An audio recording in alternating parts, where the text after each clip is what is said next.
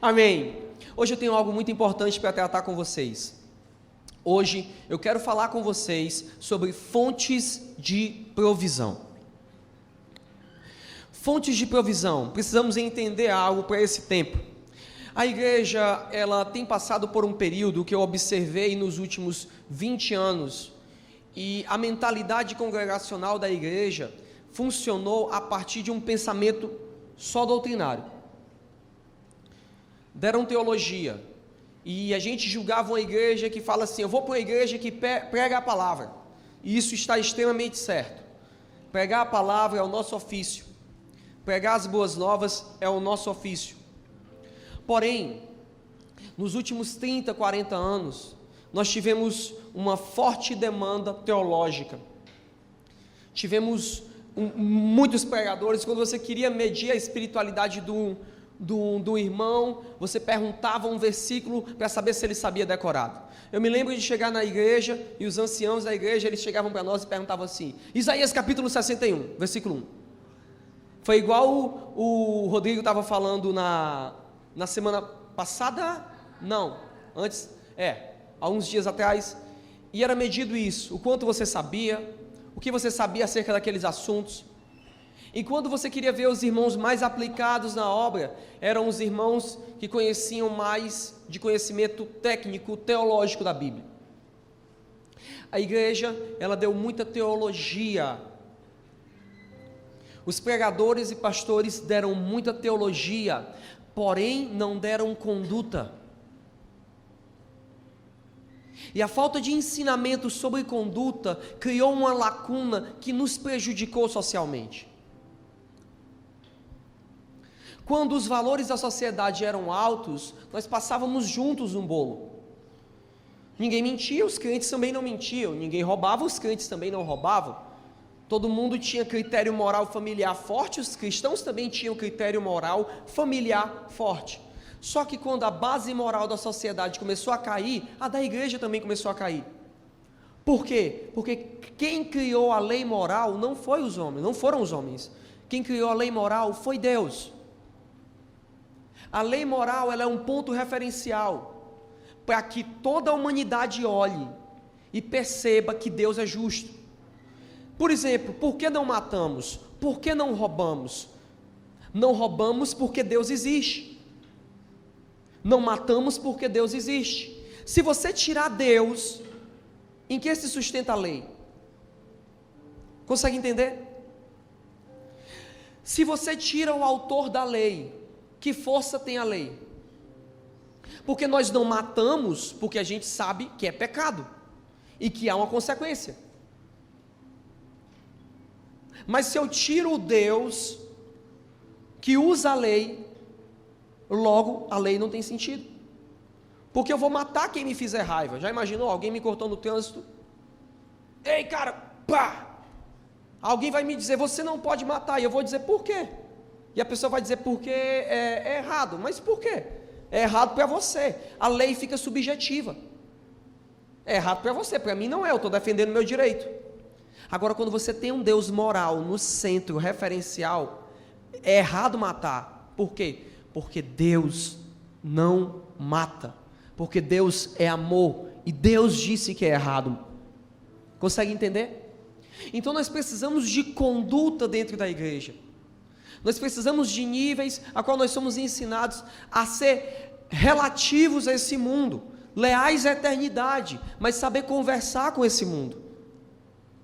Nós não somos,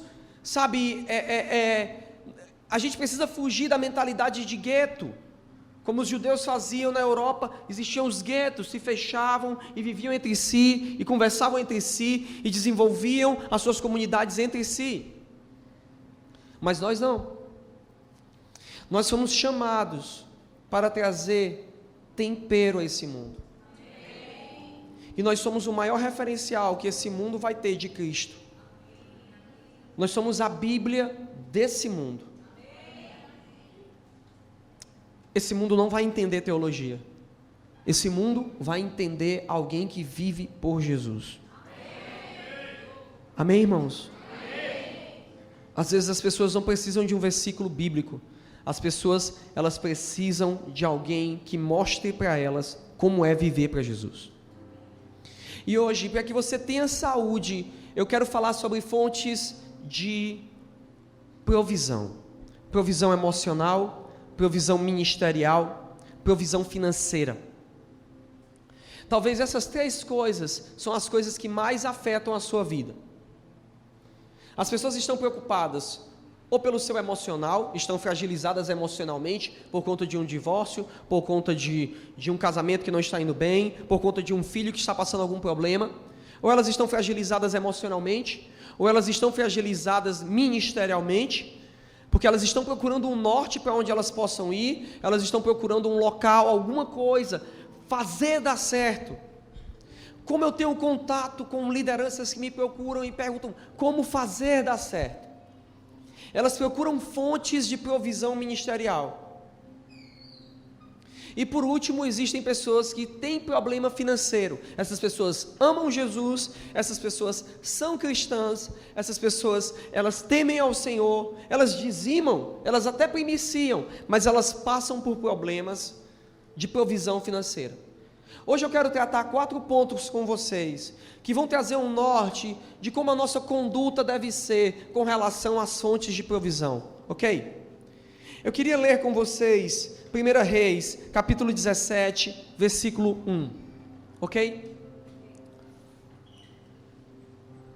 1 Reis, capítulo 17, versículo 1. Eu vou ler para você aqui, ok? Então Elias, o tisbita, que habitava em Gileade, disse a Acabe: vive o Senhor Deus de Israel, em cuja presença estou, que nestes anos não haverá chuva nem orvalho, senão segundo a minha palavra. Depois veio a Elias a palavra do Senhor, dizendo: retira-te daqui, vai para a banda do norte, e esconde-te junto ao ribeiro de Querite, que está ao oriente do Jordão. Diga comigo. Depois veio a Elias a palavra do Senhor. A primeira coisa que eu quero falar com você hoje sobre fonte de provisão é quando Deus muda a fonte. Quando Deus muda a fonte, a gente precisa estar muito atento. Note o cenário. O Israel tinha um rei que era corrupto, e esse rei corrupto estava prejudicando a nação. Não parece em nada com o Brasil hoje. Governos políticos corruptos que prejudicam a nossa nação, né? É um paralelo. Tem nada a ver, né, gente? Nada a ver, não é? Pronto. Corrupção engendrada em todos os mecanismos da sociedade, em todas as engrenagens da sociedade, era similar a esse tempo aqui. Então Deus ele começa a trazer uma palavra de conserto, e essa palavra tem um juízo. Então Deus usa uma metodologia para trazer conserto àquela nação. Qual é essa metodologia? Ele envia a seca. E isso me ensina uma coisa muito poderosa. Quando uma nação, muitas vezes, nós vemos na Bíblia, Deus falando, se você pegar o capítulo de Isaías, se você pegar os capítulos proféticos, você vai ver a palavra do Senhor, muitas vezes vindo contra as nações, a palavra do Senhor vindo contra Israel, dizendo, se vocês não se arrependerem, eu vou fazer isso, eu vou mandar pestes, eu vou mandar doenças, eu vou mandar fome, eu vou mandar seca. Não se engane. Calamidades, fome, seca, falta de chuva, pestes, mosquitos, doenças, epidemias, isso são marcas de um povo que se afasta de Deus. Só que o que é muito interessante é que às vezes você vai pegar 10 capítulos encarreados, um atrás do outro, falando da condenação. Se vocês não se arrependem, essas são as consequências. Mas de repente, no meio daqueles 10 capítulos, Deus planta um capítulo. Aí ele fala assim: mas, se vocês voltarem. Ele diz assim: vinde, retornemos ao Senhor. Vinde. que Ele nos restaurará, que Ele fará o seu rosto brilhar sobre nós. Ele passa o capítulo todinho quebrando tudo. Quando chega no capítulo 60 para frente de Isaías, eu acho lindo. Capítulo 60, ele diz: levanta, resplandece, porque a glória do Senhor vai raiando sobre ti. Isso me ensina uma coisa: para aqueles que querem a restauração, o sol sempre vai brilhar. E aqui eu vou te dizer uma coisa, algo que é extremamente importante num tempo de crise. Quando tudo parece ir mal, quando a provisão é tirada de todos, você precisa entender que Deus sempre tem uma instrução que é maior do que a circunstância. Eu vou repetir, a instrução sempre será maior que a circunstância. Deus nunca vai te permitir estar dentro de uma coisa em que Ele não tem uma instrução maior do que aquilo. Então, quando eu sou submetido a grandes desafios, eu fico mais feliz ainda. Por quê? Porque se Deus me colocou num grande desafio, haverá uma grande instrução. E se eu seguir aquela grande instrução, haverá uma grande vitória. Aleluia! Então nós temos, olha que Deus legal. Deus fala assim, ó, Deus fala para todo mundo: vai ter seca. Mas Ele chega para Elias e diz: foge, se retira, vai para o deserto, porque lá no deserto tem um braço do rio Jordão, que eu escondi, um leito do rio, chamado Querite. Olha que louco. Gente, isso me ensina algo. Deus sempre tem uma estratégia. Olha que louco. Se você está num período de fome e seca, ok? Qual é o último local que você vai? E Deus manda ele para onde? Porque era a estratégia do Senhor. Porque no deserto ninguém ia imaginar que ia ter um leito de rio. Então a gente precisa estar atento. Essa lição você precisa entender. A primeira coisa é quando Deus muda a fonte. E dentro desse tempo de mudar a fonte, a gente precisa entender quando Deus muda ela e dá uma estratégia. Como virar essa estratégia? Essa estratégia vem a partir de um relacionamento com o Espírito Santo. Vem através da palavra. E vem através de algo que Deus colocou dentro de você chamado consciência. Que seu espírito ministre a sua consciência o tempo inteiro. Então Elias percebe que Deus está apontando e vai para o Jordão. Vai para Querite. E lá ele fica no deserto. Todo mundo está passando fome.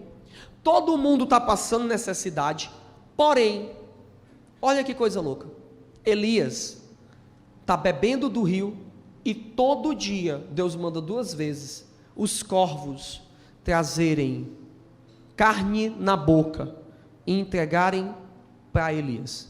Ou seja, todo dia tinha carne, e todo dia tinha água e todo dia tinha churrasco. Todo dia. Todo dia. Olha que coisa fantástica. Aí você me diz aqui, veja, irmãos, talvez Deus está comunicando alguma coisa para você, só que você está não entendendo. É impossível. Amigo, o deserto seria o local provável e possível de ter uma fonte? Mas lá tinha. Eu vou te dizer outra coisa, Deus pegar um corvo e mandar trazer carne na boca. Imagina que se Deus negocia com Elias e diz, pode ir para o deserto, eu vou mandar os corvos deixarem carne para ti lá. Talvez Elias está louco, porque corvo é um animal carnívoro.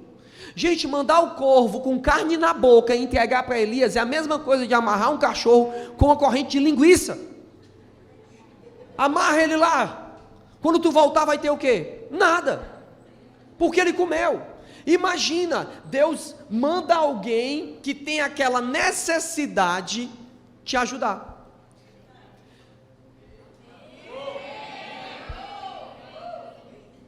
Você precisa estar atento, porque muitas vezes a fonte de provisão está no impossível, improvável, inacreditável, inadmissível. É Deus que está lá. Qual o nome disso? Graça. porque não tem nada a ver com você, tem a ver com Ele. Aí olha que coisa interessante, aqui eu vejo outro ensino, e nesse ensino, o tempo vai passando, os corvos vão chegando, e a Bíblia diz que o leito, o ribeiro de Querite, ele seca, porque preste atenção, todo dia o profeta ia lá, bebia, comia carne, quem come churrasco sabe, no final você está com sede, bebia, e entenda uma coisa, em tempos de crise, você precisa estar muito atento quando Deus está mudando as estratégias. Em tempo de crise, não dá para armar uma rede e ficar esperando, eu quero que meu Senhor, a provisão, Senhor. Em tempo de crise, você precisa estar com o olho aberto. Todo dia que ele bebia, ele percebia que o ribeiro secava, até quando chega num ponto, ele percebe que aquele ribeiro seco era um sinal. Nós precisamos estar atentos aos sinais que Deus libera sobre a nossa vida. Entenda uma coisa, tudo aquilo que você investe e não está te dando retorno, você precisa estar atento a isso. De onde você tira e não coloca, uma hora vai faltar.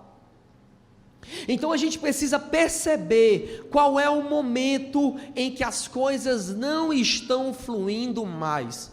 Pergunte para mim, pastor, qual é esse momento? Quando eu tenho que fazer muita força. Nós não andamos por força, é pelo Espírito do Senhor.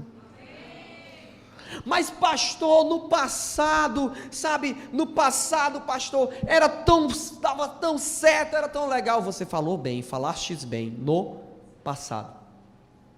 Agora não. Deus está mudando a transição, e isso tem a ver com o financeiro. Deus está mudando a provisão, tem a ver com o financeiro, tem a ver com o emocional, tem a ver com o ministerial, e talvez você não está percebendo. E a Bíblia fala que quando Elias percebe que está ficando seco, decorridos alguns dias o ribeiro secou, porque não tinha havido chuva na terra. Veio então a palavra do Senhor dizendo: levanta-te e vai para Sarepta, que pertence a Sidom, e habita ali, e eis que eu ordenei a uma mulher viúva ali que te sustente. Preste atenção, diga comigo, quando a provisão acaba, a próxima coisa que virá é a palavra do Senhor, dizendo para onde devo ir. Pastor, está acabando, nossa, eu estou sentindo o cerco aqui se fechando. Não se preocupe, quando o ribeiro secou, então veio a palavra do Senhor. Se o ribeiro não secou, se ainda está fluindo, se mantenha, mas quando acabar, esse é o sinal, sai fora, porque dali vai vir a palavra do Senhor, porque a palavra do Senhor só sai quando você se posiciona.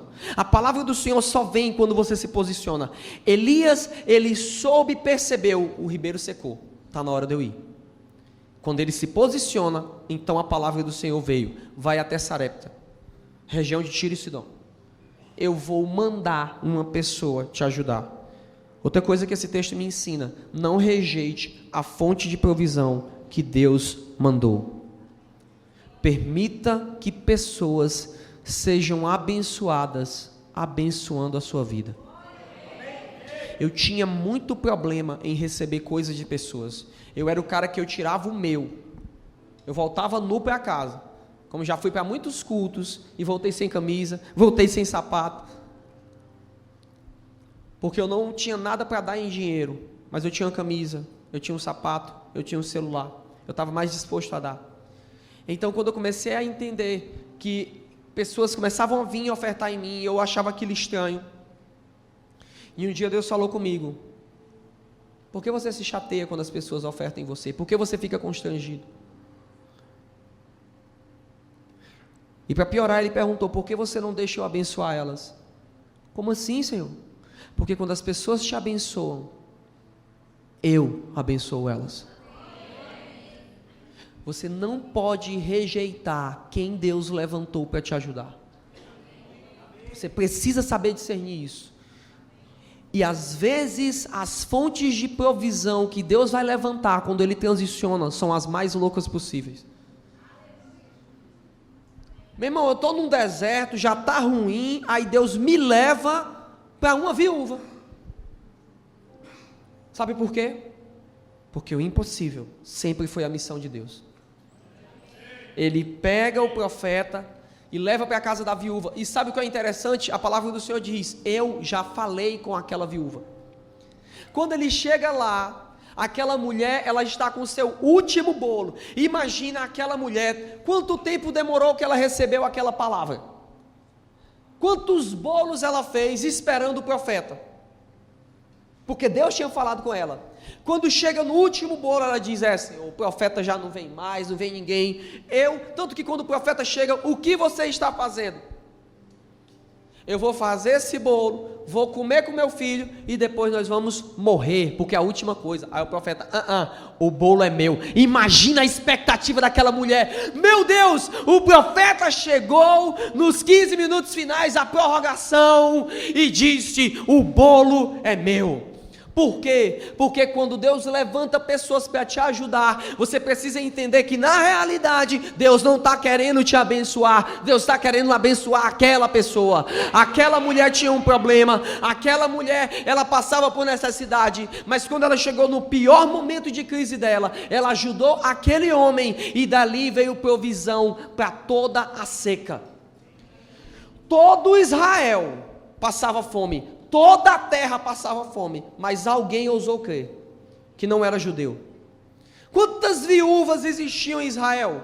Quantas viúvas existiam? Mas alguém fora dos arraiais decidiu acreditar. Então, naquele perímetro, todo mundo passava fome, menos duas pessoas: o profeta e a mulher. E pasmem quem estava do lado da mulher, porque a mulher recebeu tanto que podia dividir com seus vizinhos. A melhor coisa do mundo, gente, é estar do lado de uma pessoa abençoada. A melhor coisa do mundo é estar do lado de uma pessoa que tem uma fonte de provisão. Sabe quando uma pessoa é frutífera? Sabe quando uma pessoa é uma fonte? Quando você vai ver várias outras pessoas ao redor dela, bebendo dela, porque você é um manancial de águas vivas. Você começa a prover aquelas pessoas. Quando você se coloca debaixo para honrar o profeta, para honrar a palavra que Deus está dizendo, olha o que é que acontece. Você só não é abençoado, não só você, mas como todos os outros que estão ao seu lado. Você precisa dar credibilidade. Diga comigo: eu preciso dar credibilidade à voz do Senhor e dos seus profetas. A palavra do Senhor diz: crede na minha palavra e nos meus profetas, e prosperareis. Entender quando a fonte muda. Aquele profeta entendeu, teve aquele tempo. Agora eu vim para aquela mulher e eu não rejeito a ajuda. E é um tempo. Até que chegou o tempo de Deus mandar chuva para Israel. Consegue entender? A segunda coisa que eu vejo, a segunda ensinamento sobre fontes de autoridade, é quando Deus muda o tempo e o local. Josué, capítulo 1, diz o seguinte: depois da morte de Moisés, servo do Senhor, falou o Senhor a Josué, filho de Num, servidor de Moisés, dizendo: Moisés, meu servo, é morto. Levanta-te, pois, agora, diga comigo, levanta-te, pois, agora, passa esse Jordão, tu e todo o povo de Israel, para a terra que eu dou aos filhos de Israel. Vamos entender algo aqui. Deus, ele não muda só o tempo, como ele muda o local. Nós precisamos entender que a nossa unção, ela também tem um limite geográfico. Houve um tempo, e olha esse tempo. O tempo de Moisés, o povo ficou onde? Ficou onde? No deserto. A palavra do Senhor era: fica no deserto, espia a terra. No deserto, se vocês estiverem frio, eu vou mandar a calefação de noite. Vai ter calor lá, a nuvem de fogo. Se vocês tiverem calor, de manhã eu vou mandar a nuvem de fumaça. E ela vai aliviar o calor para vocês. Se vocês tiverem sapatos rotos, rasgados, os sapatos vão se refazer nos pés de vocês, e as roupas não vão se rasgar. Amém? Irmão, você já imaginou, tem um lado bom e um lado ruim, se seus sapatos se rasgassem, se reconstituíssem, imagina, as pessoas falam do Deadpool e do Wolverine, é porque elas nunca viram as roupas de Israel, que elas se reconstroem, durante 40 anos, também eu acho que deve ser uma coisa, imagina, 40 anos o mesmo sapato, né? Nasceu, botou aquela sandalinha, filho, acabou-se, 40 anos ali, né? Não julgue o povo de Israel, não. Talvez por menos você murmurasse. Então diga comigo, aquele tempo era um tempo de provisão. Deus dava tudo. A carnezinha vinha, o maná caía, se o povo tinha sede ele batia. Agora o tempo é outro. Agora é, levanta-te e passa o Jordão. E a nuvem, acabou. E a calefação, acabou. E o maná, acabou. E a água, acabou. Como é que eu vou conseguir o que eu tenho para conseguir agora? Está vendo aquelas montanhas? O melhor da terra está ali. Só que ela está cheia de gigante. Pega essa espada, vai lutar, ser forte e corajoso, porque eu serei contigo. Sabe uma coisa que nós precisamos entender? Falo aqui para empresários.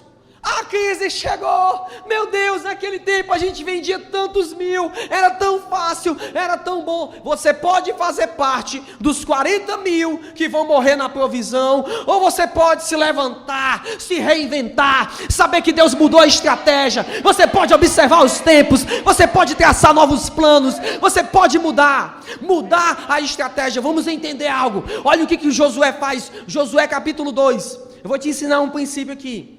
Estratégia antiga com roupagem nova. Moisés mandou 12 espias, não foi? Para Israel. Voltou 10 reclamando e 2 celebrando. Viram a mesma coisa. Porque a pior coisa do mundo é andar com pessoa pessimista do seu lado. O que é que Josué fez? Ele adaptou a estratégia com a nova roupagem. Ele sondou quem eram os mais otimistas. Então não vou mandar peixe podre para ir olhar, para botar catinga, como diz o nordestino, avacalhar o que nós estamos fazendo aqui, zoar o barraco. Não, eu vou mandar 2 otimistas. Ele mandou 2 espias. Estratégia antiga com a roupagem nova. Talvez Deus já plantou uma ideia no seu coração, só que aquele não era o tempo, mas agora vai dar certo, agora vai dar certo. Consegue entender? Deus muda o tempo e o local. Naquele tempo não dava certo, mas talvez fosse o local correto. E agora é o local, mas talvez não fosse o tempo. Então preciso entender quando é o tempo e quando é o local. O que é que eu estou fazendo com você? Estou te treinando. Você veio para um treinamento. Essa é a casa de Abraão e ele treina os seus 318. Esse é o reino de Deus. Treinamento. Você precisa sair daqui e fazer a diferença na segunda-feira. E como você vai fazer isso? Tendo treinamento, tendo estratégia, entendendo que Deus muda as fontes de provisão, e você não fica choramingando, você diz, levanta-te, dispõe, porque a glória do Senhor vai raiar sobre ti. Amém? Terceira coisa, quando falamos sobre fonte de provisão, quando não há fonte de provisão, é porque está faltando alguém no barco. Lucas capítulo 5, versículo 4, disse, quando Jesus acabou de falar, ele disse a Simão, vamos nos afastar, e lance as vossas redes para a pesca. Ao que disse Simão, mestre, trabalhamos a noite toda, e nada apanhamos, mas sobre a tua palavra, lançarei as redes. E feito isso, apanharam uma grande quantidade de peixes, de modo que as redes se rompiam. Acenaram então aos companheiros que estavam no outro barco, para virem ajudá-los. E eles, pois, vieram e encheram ambos os barcos, de maneira que quase iam a pique. A terceira coisa que eu quero falar com você é quando não há uma fonte de provisão. É porque está faltando alguém no barco. E esse alguém é Jesus. Algumas pessoas perguntam, por que meu ministério não dá certo?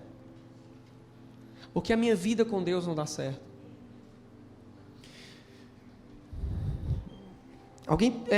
Uma pesquisa foi feita por mim mesmo.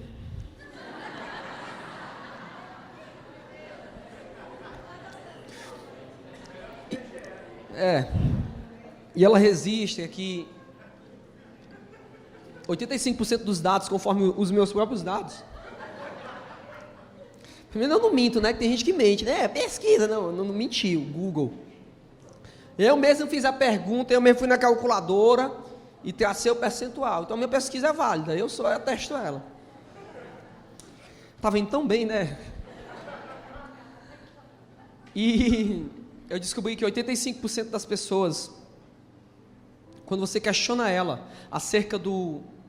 Você faz essa seguinte pergunta: o que você faria para melhorar o seu relacionamento com Deus? As pessoas dizem assim: eu queria ter mais tempo para orar. Eu queria ter mais tempo para ler a Bíblia.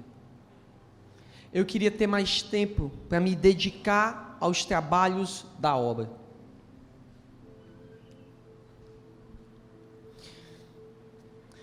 Talvez eu rompa agora com o que você conhece, com o que você acredita acerca de pessoas que fazem grandes coisas para Deus.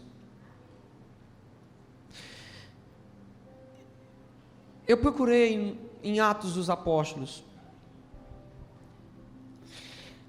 e eu descobri que a igreja primitiva, ela não dava ênfase a coisas que nós damos ênfase por causa de uma doutrina legalista. Atos dos Apóstolos, eles não enfatizavam quantas horas específicas os apóstolos liam a Bíblia.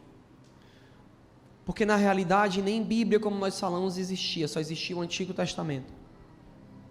Primeiro, para acabar com a sua falso moralismo religioso. Eu procurei também ver um registro de quantas horas eles oravam. Então a Bíblia não diz que eles oravam quanto tempo, nem diz quanto tempo eles liam a palavra. A Bíblia narra os feitos dele. Porque a questão, entenda isso, não é o que você faz para ele, é o que você faz com ele. Por que eles faziam grandes coisas? Porque eles convidavam Jesus para estar com eles. O seu legalismo só te condena e te paralisa. Eu vou te falar aquilo que a Bíblia chama de heróis da fé. Cite para mim algum. Adúltero. Bêbado. Quem? Eu gostei quando ela perguntou a Abraão, sabe por quê? Era o pai da fé, ok? O pai da fé era polígamo, tá bom? E mentiroso. Mentiroso por quê? Porque chegou no Egito dizendo que a mulher dele era irmã dele. E covarde ainda nesse aspecto, porque expôs a mulher dele. Nesse caso, ele não era covarde, eu não acredito que ele era covarde, mas nesse caso ele expôs. Cite outro. Jó? Reclamão. Também, né? Até eu reclamaria.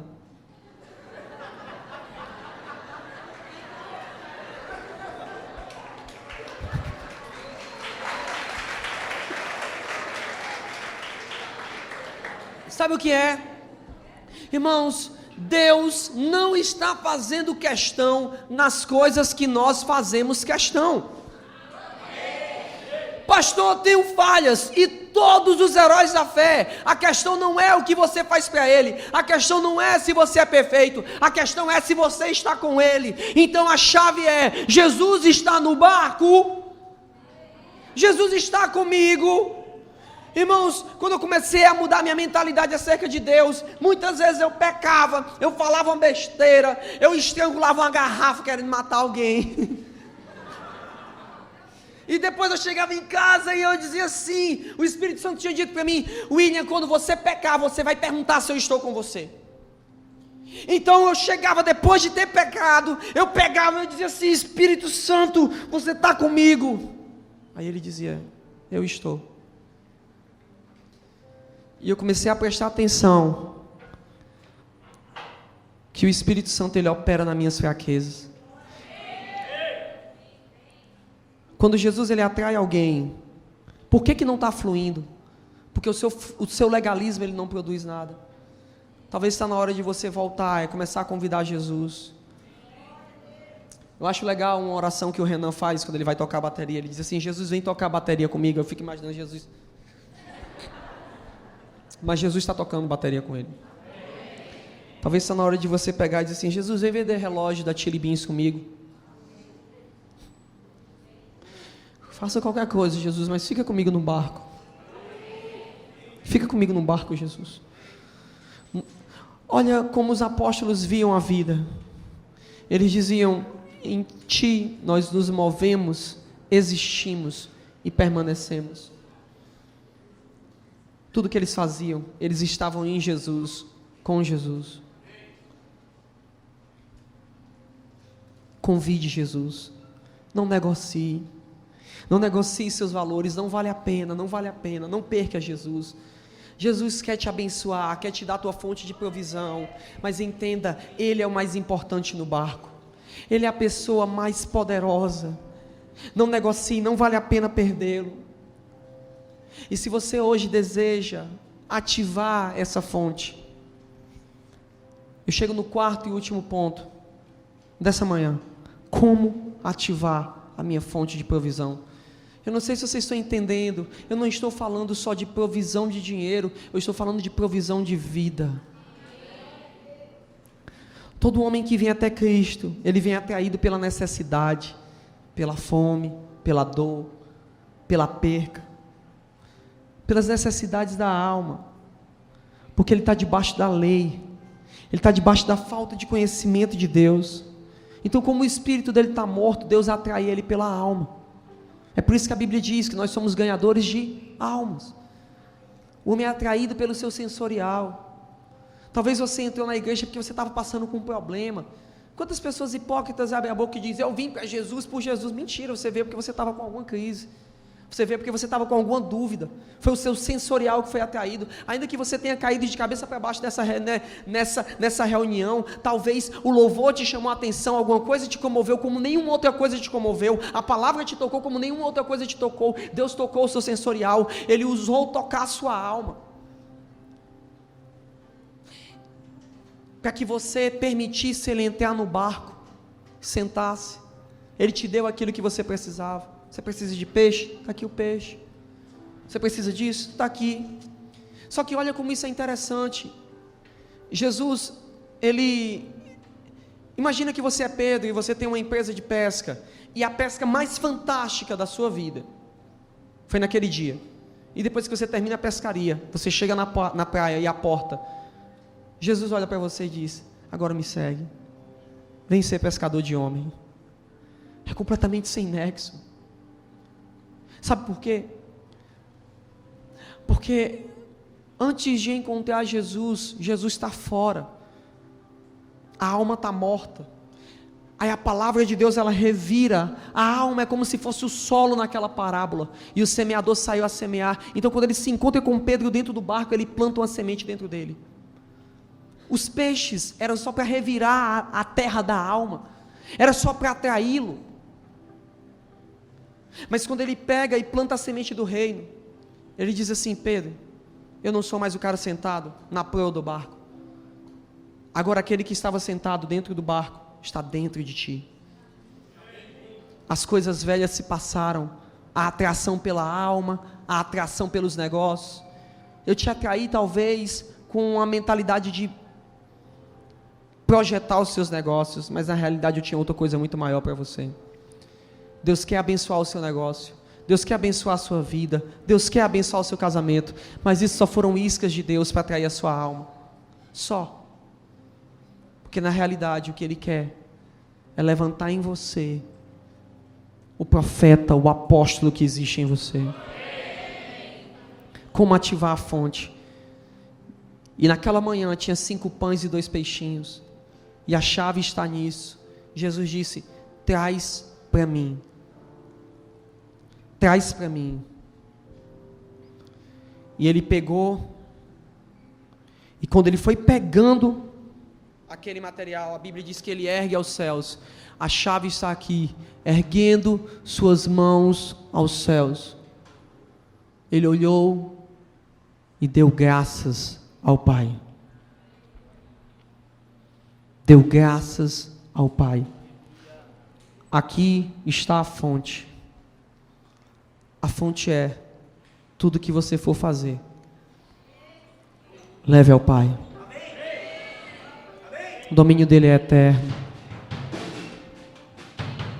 Leve ao Pai.